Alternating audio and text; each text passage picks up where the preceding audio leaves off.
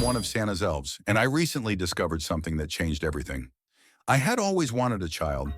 You see, all elves are sterilized the moment we emerge from Mrs. Claus's care.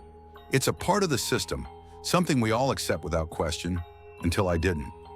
I remember one of my co-workers, Veritan, complaining to one of Santa's guards.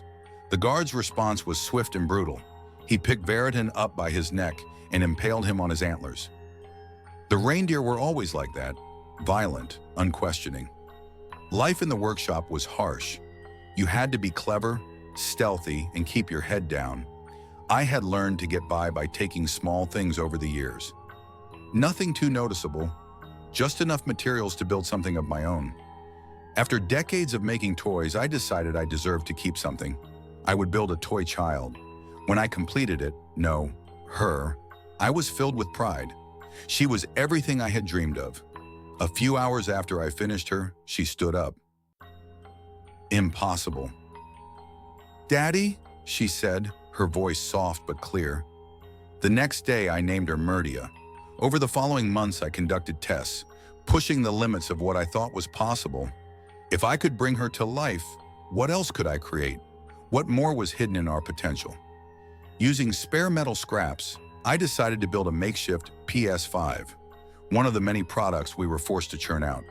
Hours later, it was no longer just a hunk of scrap. It had changed, its metal shifting and coloring until it was indistinguishable from the real thing. Next, I stapled a few sheets of paper together and scribbled "History of the 20th Century" on them. The pages quickly transformed into a textbook so detailed and flawless that even the most prestigious universities would be envious. Could every elf do this? Was this the secret they kept from us? Why were we never allowed to have anything of our own? Anger consumed me. This was knowledge they had kept hidden from us, and I wasn't going to let it slide. I was going to kill Santa, but I had to be smart about it. The reindeer would be all over me before I could get close. I knew from the history book that the 1940s held valuable lessons. I needed to be creative. One of my friends worked in the kitchen, delivering meals to Santa. He also delivered the bodies of rebellious elves. I made another toy, a small, harmless-looking object. But when it came to life, I knew I had a plan. My friend would eat the toy, disguised as one of the elves' bodies. He wouldn't know that by taking that bite, he was sealing his fate.